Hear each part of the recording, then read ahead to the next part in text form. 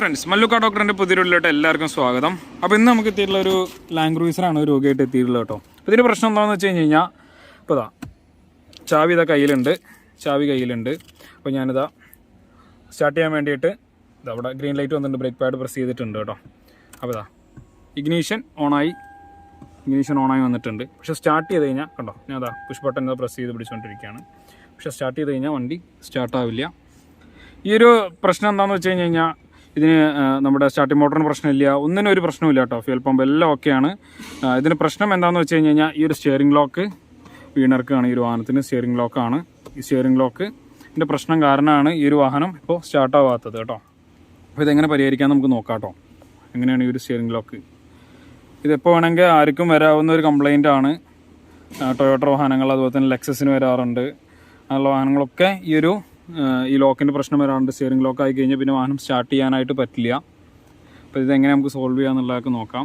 അപ്പോൾ നമ്മളിതാ steering lock നമ്മൾ അഴിച്ചെടുത്തിട്ടുണ്ട് കേട്ടോ. ഇതാണ് സ്റ്റിയറിംഗ് കോളം വരുന്നത്. സ്റ്റിയറിംഗ് കോളം കംപ്ലീറ്റ് നമ്മൾ അഴിച്ചു. ഇതാണ് ലോക്ക് കേട്ടോ.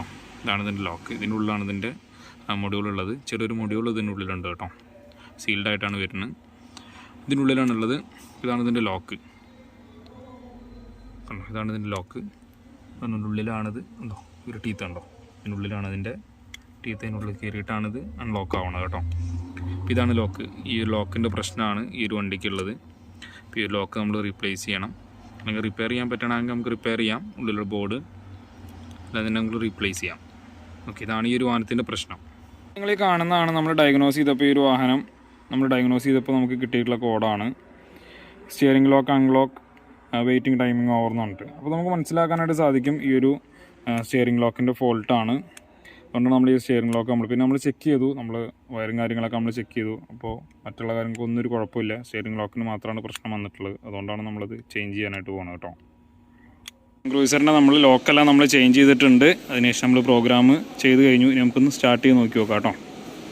അപ്പോൾ നമ്മൾ സ്റ്റിയറിംഗ് ലോക്ക് റെഡിയാക്കിയിട്ടുണ്ട്. അപ്പോൾ തന്നെ നമുക്ക് ബ്രേക്ക് കൂട്ടി, സാധാരണ കയ്യിലും താക്കോലുണ്ട്.